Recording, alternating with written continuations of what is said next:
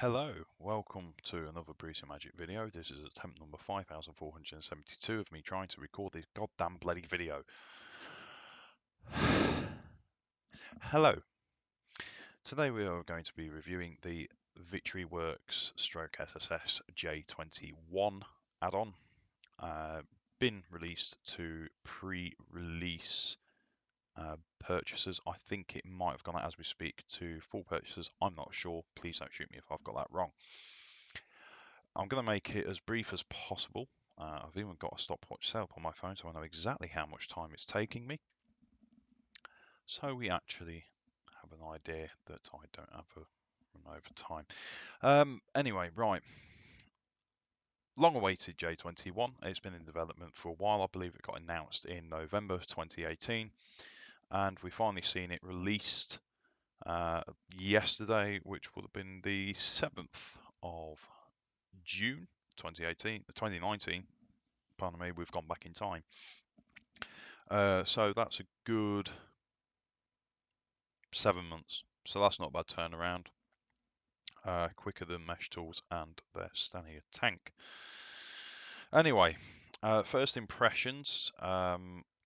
Basically, just let you know before I continue with my first impressions, there's a reason why I've put the LNER G5 in the background along with two coaches. I'll make that point shortly. But I think most of you can gather where this is going.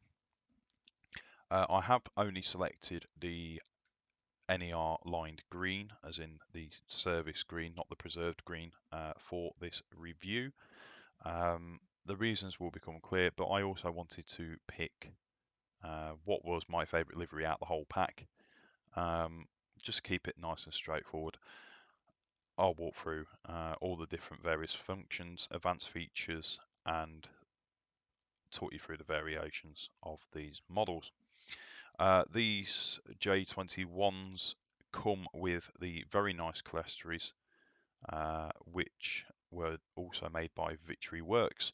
These come in two liveries in LNER brown and also an NER livery as well. I can't remember what colour, do beg my pardon, it's been a very long day. Right, moving on. First impressions of the add-on pack of the loco and the coaches is it's quite nice, quite pleasing. I wouldn't rank it as the best. I'll go into the reasons why, but I won't rank it as the worst ever in terms of payware products. It sits somewhere in the average sort of zone. So we'll start with the loco. We'll work with the tender and work forward. As you can see, same goes for all the livery variants. In terms of any lining that's on them or any lettering, it's nice and sharp, and it's very kind of very projected, I'll say. You can't miss it. Even the weathered variants are very, very well detailed in terms of lettering and numbering. On this particular skin of NER green, you can see the red lining around all of the tender frame. We'll just get a bit lower to see that. It's on point, very sharp, accurately applied. And I like it. It really does help add detail and make things stand out. Also, the lining on the tender and the boiler is on point and quite sharp, although on the tender you can start to see it starts getting fuzzy the closer you get to the loco. But if we zoom out to a normal sort of distance, it is absolutely fine. The details on the back of the tender, handrails, lamp iron, very nicely done. If I zoom right in on this, you can see that there isn't many angular sort of edges on it. It's been as rounded as much as possible, very well modelled. Tender on the top, the tender fill cap, and the two rings here, absolutely fine. I'm a bit unsure personally about this coal texture. I don't really know what they were aiming for with this. It looks nice from a distance, but if you're driving the loco, say from this sort of position on a number 2 and zoomed out, it kind of looks a bit weird in sunlight. As you get a bit closer, it kind of looks, for lack of a better word, and I mean this, any comments I make, I do not mean to be disrespectful to Victory Works, as he does make some very, very fine products.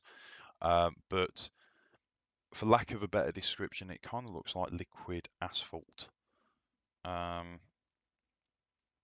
So I'm a little bit perplexed by it. I'm surprised that they didn't go for a more traditional looking coal, as demonstrated here on Chris Wilson's G5. Moving towards the front of the, actually, I completely omitted something because I didn't notice them before. Obviously, you've got your little shovels to rake the coal forward in the tender, very well detailed. We've also got the two big boxes here, and the fire guard, Jesus Christ, and the coal guard, coal rail even around the loco is also modelled to a very fine standard. Moving on to the front of the loco. This loco does come with a variety of variations of safety valve, I believe, which can be enabled and disabled as per manual instructions for the various skins. Handrail along the side, very well detailed. The rivets, very finely detailed. I quite like them. They're nice and small. Kind of add something there. Lining again is sharp and on point. Any lining in red is absolutely spot on. What I do like to an extent is the plate on the side here, the number plate or builder's plate and combined on the NER version. It's nice, but I think potentially it could have been modelled probably with a bit more panache. It seems that the only 3D-ness about this whole plate are the little rivets at either side, and obviously the raised relief of the brass edge of the plate. I do find it a little bit disappointing that the numbers and lettering aren't 3D. It would have just provided a little more sustenance to the plate. Moving to the front of the loco, I'll show you the lamp combination shortly, but they have done quite well with this. Obviously a little start on wheel there. Again, the rivets, nuts and bolts, finely modelled. It looks very pleasing. Low down at the wheels, again, wheels are very nice. Again, the lining just picks them out nicely in this particular livery. They've been modelled quite well. The BR black livery, I did notice the wheels were a little bit shiny in places. I don't know if that's to do with the alpha layer or the livery itself has just been set up. Moving on to the coaches. I'll give you an in-depth cab tour later before we set off driving. In terms of the coaches, I like this very nice touch. It's about time we had some nice northeastern cholesteries. Been waiting a while for something like this. I like the detail here with the little glass in the top with the little flower pattern. I think that's quite special. Finely detailed there. Again, looks quite nice from a distance. Obviously, it's not meant to be looked up in total zoomage, but you get the drift. Again, these carriages were very basic compared to what came a lot later historically, but running on the frame, nicely detailed with the suspension. I say nicely detailed, as best as it could be, I suppose. Finely detailed with the underframe sort of section. Doesn't look too bad. Wheels are pretty standard. Like the touch of the brass door handles and raised relief of the handles. Not too bad. I think there could have been maybe a little bit chunkier on the handles. I think something like that in real life might have had a little bit more girth to it. So yeah, worth pointing out. In terms of the textures, I've already mentioned the coal. I've played around before recording this video with the other livery variants, mainly LNER late black livery, BR early. I'm going to rank them somewhere in the middle. I feel that whilst these textures are nice and aesthetically pleasing, I do feel that some of the visual details and substance to the skins has been lost. I think it could have been a bit more vibrant on the green, maybe a little bit more glossy. I know J21s weren't really but they've kind of mixed. They were mixed traffic locos. They weren't strictly passenger. Um, so as such, you kind of would expect that they wouldn't be in completely shiny condition all the time. However, I do feel that the skins could have been maybe put into a higher resolution, just maybe a bit more oomph-age, just to project the livery a bit more in Train Sim in TS2019 with standard shaders, without any aftermarket shaders. The other thing that I just want to point out to the developers is the brass texture on this safety valve cover. I understand it can be quite difficult to get brass to the right sort of colour standard in Train Sim. There is a bit of a knack to it. I feel a bit more time could have been spent on that. It is okay. It's not the worst I've seen, but this kind of makes the model feel a little bit dated. Also a little bit rushed, dare I say. It feels like some of the finer details on the skins have been lost. Moving on to the carriage skins. Again, I think the brown is. I'm not exactly an expert on carriage liveries. The brown is probably accurate. As you can see, if you get in the right light, you can see the alpha layer just gives it a bit of a shine. I think that maybe the brown could be a touch lighter just to enhance it a little bit more in Train Sim. Aside from that, it's not too bad livery-wise. On this particular variant, though, of livery, this is the LNER livery of the carriage, there is a glaring, or two glaring omitted errors. The first one is the typeface. The typeface on this carriage is using the LNER Loco typeface and shading under number 3 here. If you compare this to a picture of an LNER A3 from the same period of time, you'll see that it's exactly the same shading from what I know. Whether this was actually historically correct, I am not sure, or whether it was a developmental compromise. Moving on to the carriage number, again, it suffers the same fate with the font, that's to be expected, but this is where it gets a bit interesting. Now, I'll zoom out a little bit so you can see the whole carriage. Note that on these carriages, the number is supposed to be on the right-hand side here, between 1 and 3 on the second and third compartment from the rear. That is correct. However, between the first and second compartment next to the brake on this carriage, because it's easy to demonstrate, you'll probably notice that it says the same number. From what research I've done and from what other friends who are a bit more experienced with their knowledge in this field have said, that should actually say LNER on the left-hand side where that left-hand number is. They have modelled, just to point out very quickly, they have modelled the vac pipes and they have modelled steam pipes as well, which is quite a nice touch.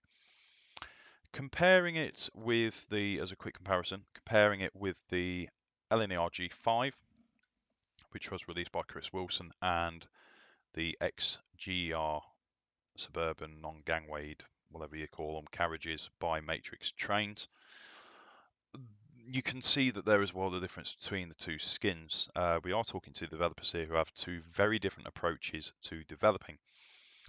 What I want to point out is on the LNER G5, in its NER guise as an O class, you will notice quite distinctly that the G5 has a bit of a more vibrant skin, which I think is truer to the actual colour that the NER used from my own perspective. It is just my opinion, of course. Some people may disagree, but to me, the skin and the green that's on the LNER G5 basically stands out a lot more. And I think if you were to take that high resolution texture and that colour and go plonk on the J21, spot on. That would literally be pinnacle. That would look extremely, extremely good. Just point out on the Caledonia Works, or Victorian Lad as it was, G5, the brass texture is quite nice. It has that metal mottled look on it. I'll try not to zoom in too much, but has a mottled look on it, as you slightly pitted as you would expect on a brass fitting, but it's also shiny enough to say, hey, I've been polished, cleaned, with a little bit of residual dirt and pitting on it, and it just looks the part. It just looks part. Comparing the carriages, I know this is a teak livery, not a plain livery, but the detail on the actual skin is again very good. And I know Gordon Mack has always done very well with this. Whoops, didn't mean to do that. Gordon Mack has always done very well to do this. In fact, actually, here's a direct comparison. This is what I'm talking about. Look at the 3 on this carriage here. Notice it's more curvaceous at the edges of the 3, very thin in the middle, and it has shadowing at the bottom and also within the middle. Hopefully my mouse is showing on screen so you can see what I'm looking at. Also, you've got the black shadow in the background underneath to graduate it out. Compare that to the 3 on the stock here. You can see that is most definitely a Loco font. I will admit that is a bit of a letdown. It is a shame. It doesn't detract too much from what it is. It's a minor point. But in a day and age where the competitiveness of the market between developers, the high standards that the various developers are now pushing, I do feel it's a slight shame that, please correct me if I'm wrong. I'm happy to admit defeat. But it is a shame that a Loco font has been used on this carriage when really it shouldn't be, unless historically proven. I'll be open to your comments on this matter. It's just a minor detracting point. Of course, it's not going to let me click on the Loco because I'm on pause break. Right. So we have gone onto the Loco, brought up the HUD. These Locos come in 3 modes in which you can drive them, namely pushing the wrong button. Well done, Bruce. Namely, there's a simple, which is as it's described, forward, backwards, brake, kind of akin to the most basic of Locos. Standard, which is, I think that's what I'm supposed to be using. Standard's kind of like the midway between advanced and standard.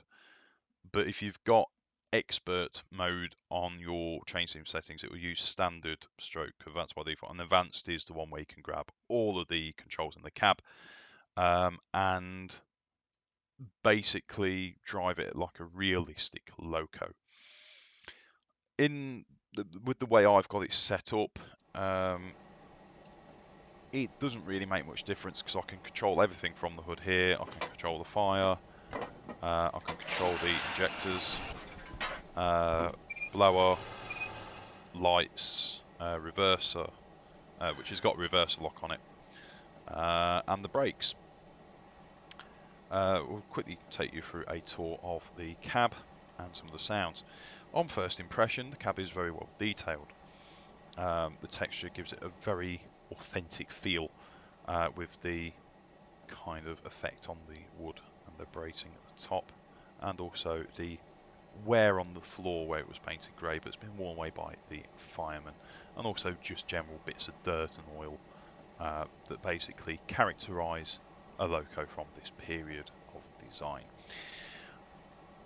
You can open all the cab windows. I like this feature very much. Again, something Mesh Tools, both Mesh Tools and Victory Works have always really done on their products.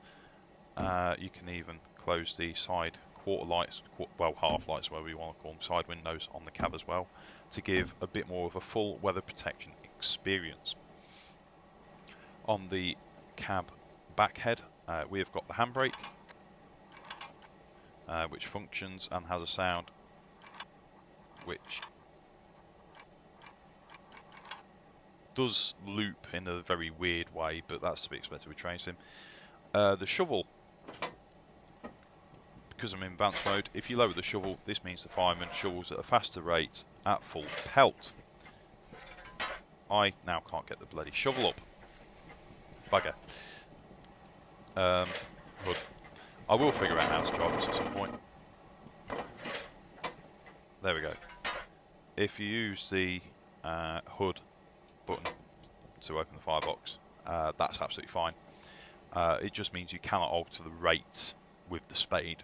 You believe you can do it with R and Shift R as you normally do. So quickly to sounds. Obviously,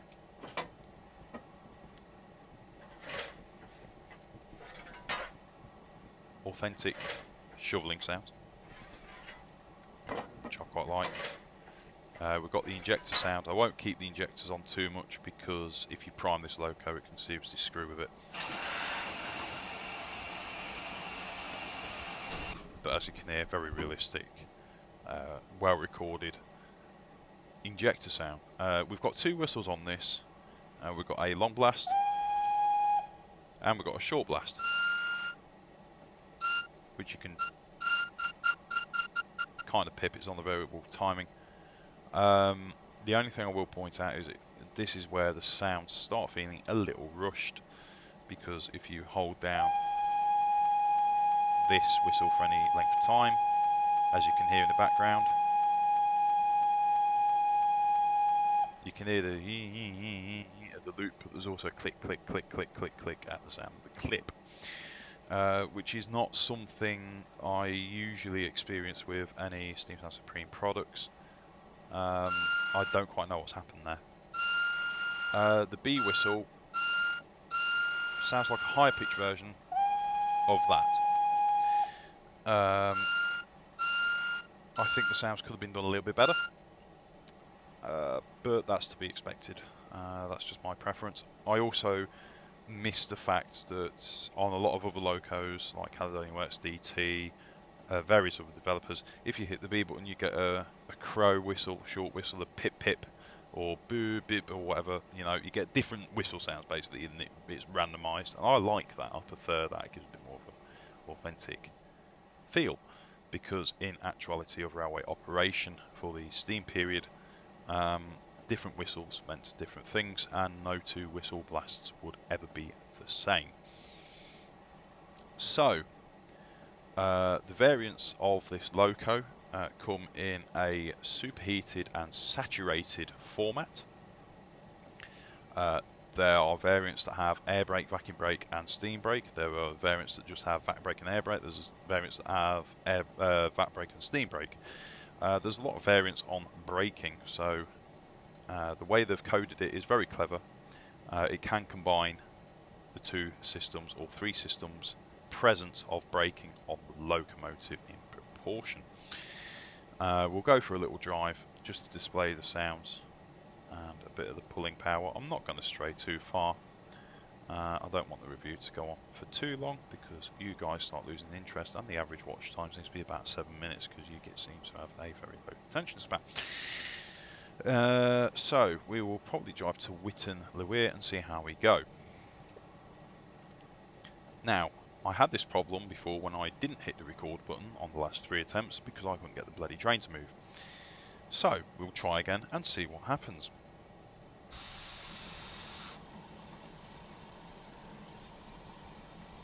That's something. There's a simulated steam chest on this. Aha! I'll need the cylinder cocks open. That would have killed me. Right, so we've got the cylinder cocks open. We'll keep them open for a little bit.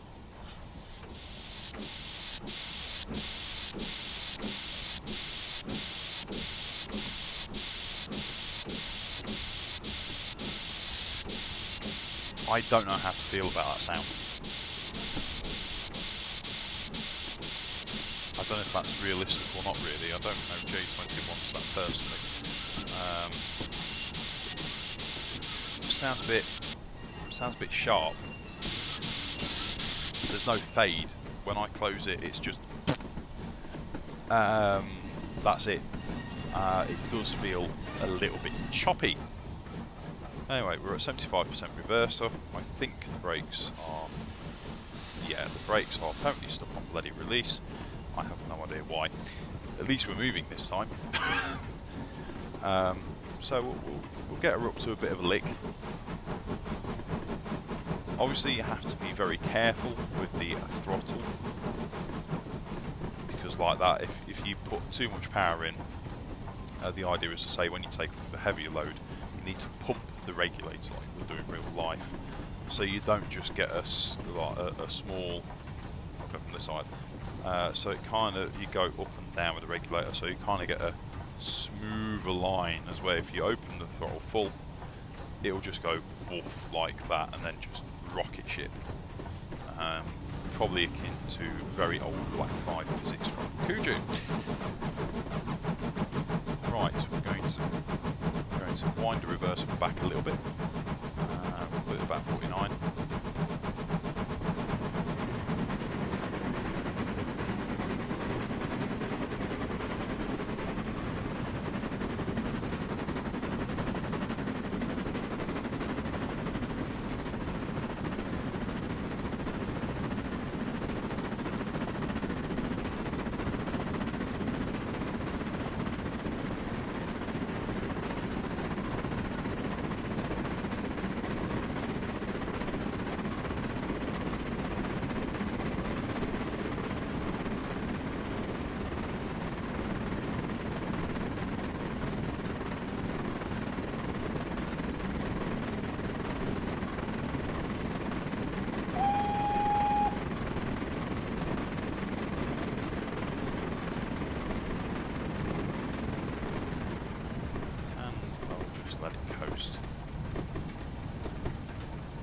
It has a nice chuff to it when it gets going. It has a nice bit of clout to the sound.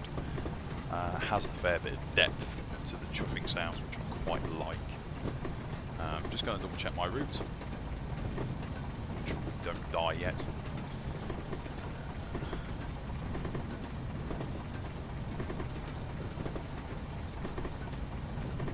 What's going on there? Okay, we haven't quite got to the point where we need to check those points yet. It rolls along quite well. It gathers speed on the 3-coach sets quite well. I don't know if they would have been that quick at accelerating. I know it's only an 06, so they're probably a bit lighter. They're quite powerful what they were. But it goes along well. Once it's got going, it's nice. It's a pleasant driver.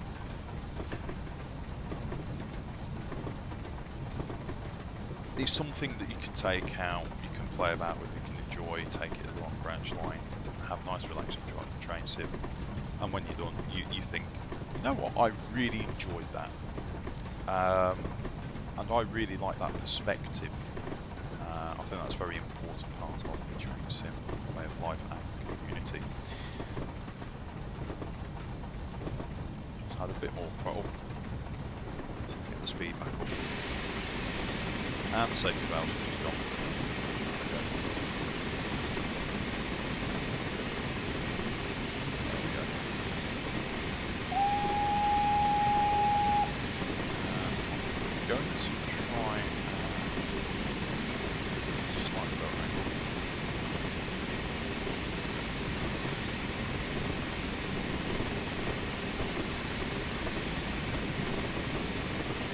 The thing is, with the way the brake is set up on this particular variant, I need to slow that to the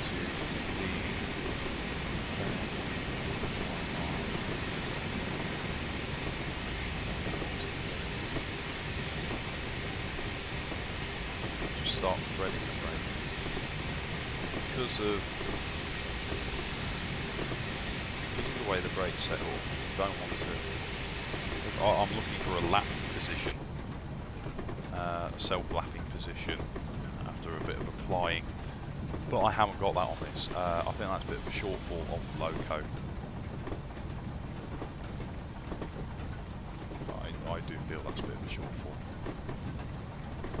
So the idea is you don't want to outbrake yourself, you don't want to overbrake, you just want to get that right sweet spot just to make sure going to go around the corner and make yourself known in the shadow realm.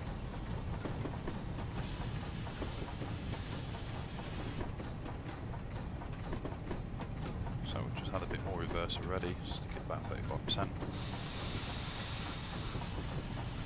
So I had to release the brakes a little bit there. Should have just tapped it.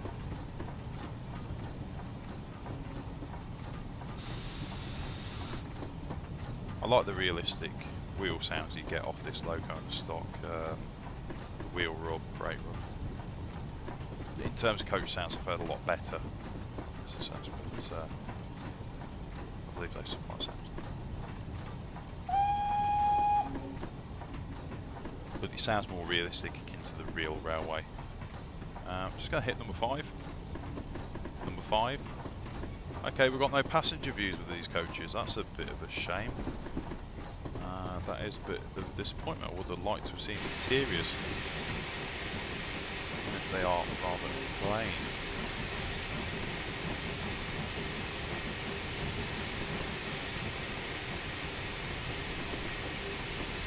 Alright, let's bring up F4 again.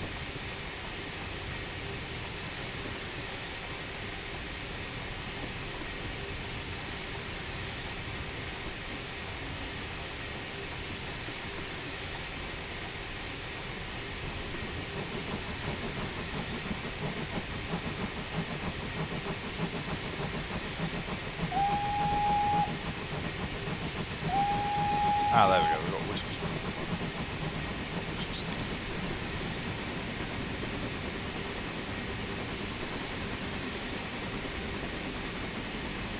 Safety valves are very noisy, which I expect them to be.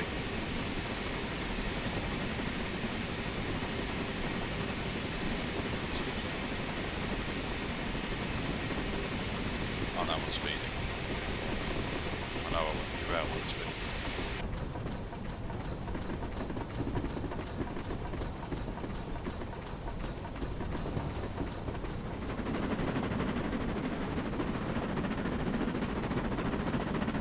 That's what I wanted to show you.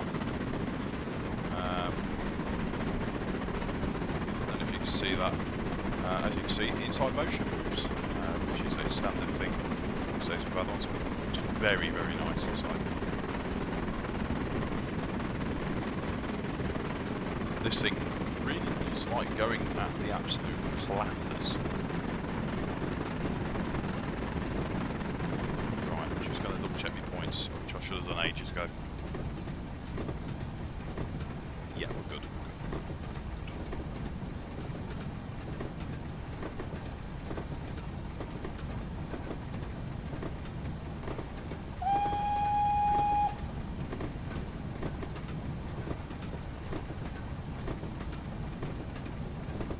Just enjoy these songs and sounds again.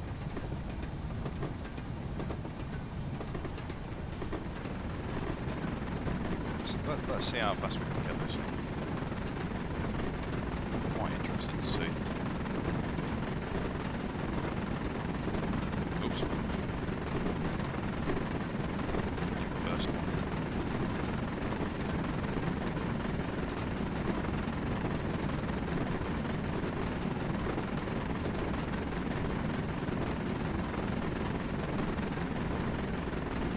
Steady 52 of this bank, 1 in 98.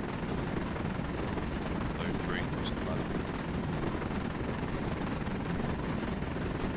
Expected that this would do more than about 50 anyway in real life. And at that point you'd be thrown off the footway. It sounds nice though. It's not the best that I've ever heard, but it's certainly far from being the worst. Where is the next station? Oh, Christ, like 20 miles away. Yeah, we'll stop at the next station. I'll leave my thoughts and comments and then finish the video. We're going about 35 minutes nearly.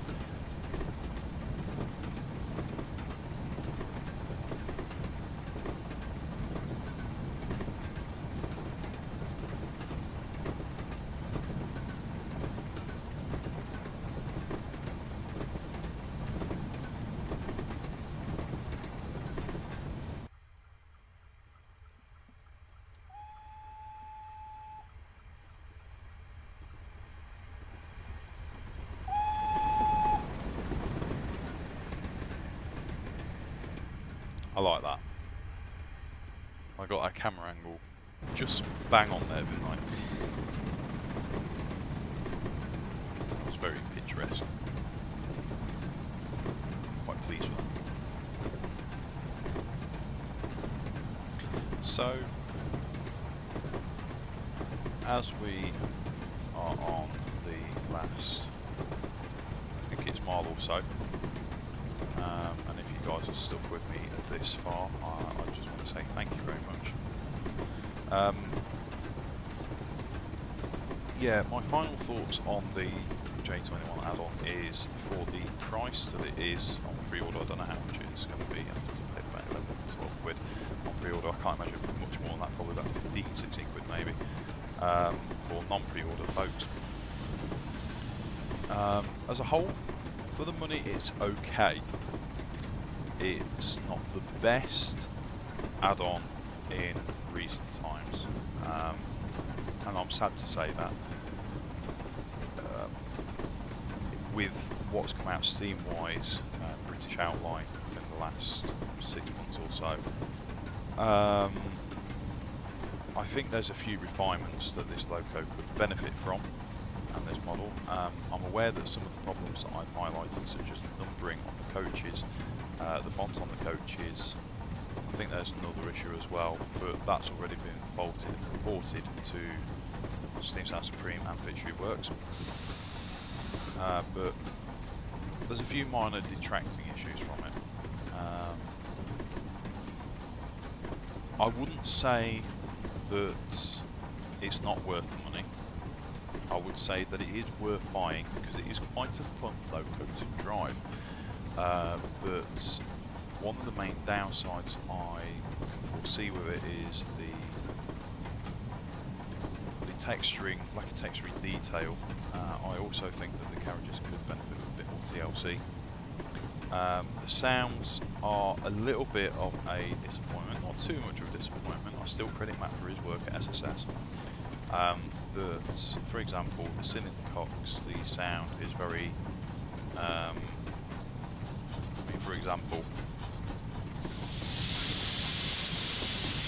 if I just hit C, it just ends. There's no fade. You know, stuff like that. The whistle that's looped could have been looped a little bit more naturally, I suppose. Stuff like that. It's only minor. From the grand scheme of things, I wouldn't say it overly detracts.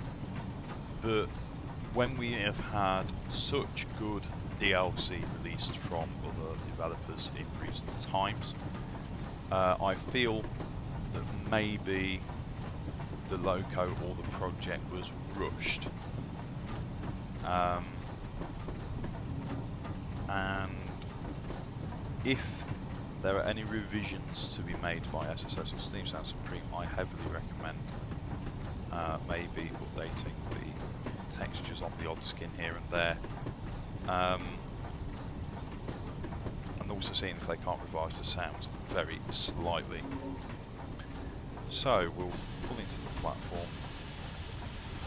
I'll definitely say buy it. Definitely worth supporting Victory Works this. I wouldn't say it's his best add-on ever, but it's on par of being average, slightly above average for me.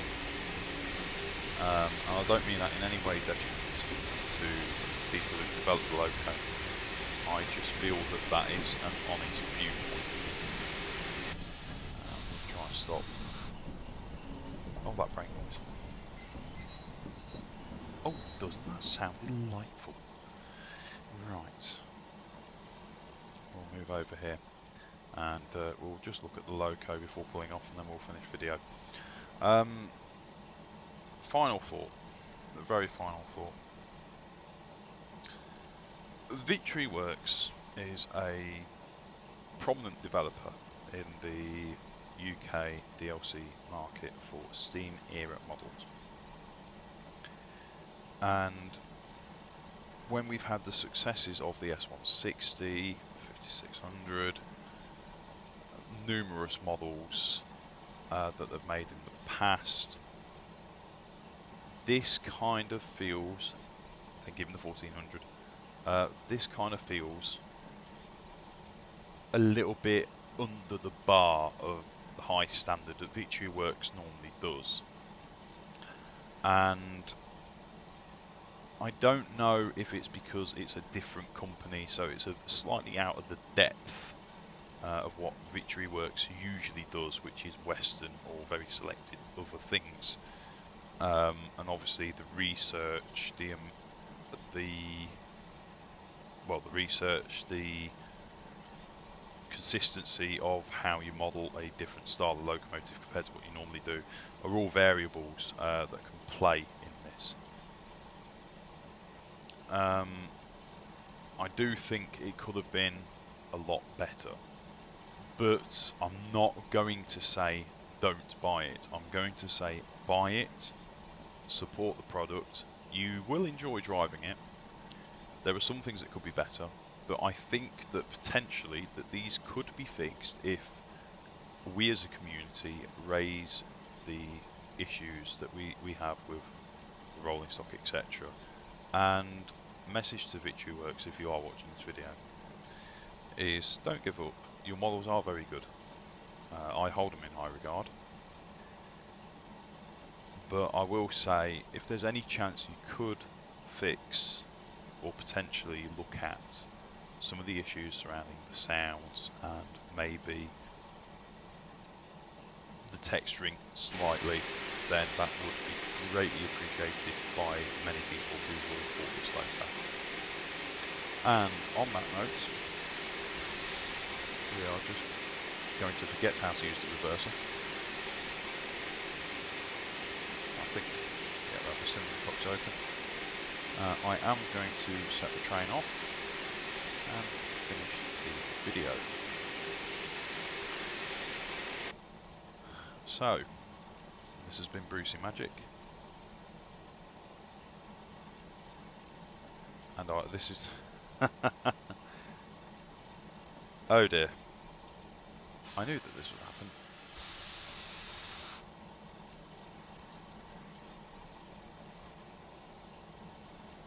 You know what, I can't get the bloody thing to move. Oh well, never mind. I'm very tired after a long day. But you've been watching Brucie-Magik. Please like and subscribe for more videos, and please engage with the comments below, and also in the description there is a link to my Facebook group. Please feel free to join it to suggest ideas for videos, some of the material that you'd like to see, and any feedback you have for my material. Thank you for watching. Your support is always appreciated, and I hope that this review has been useful to you. I wish you good evening and goodbye.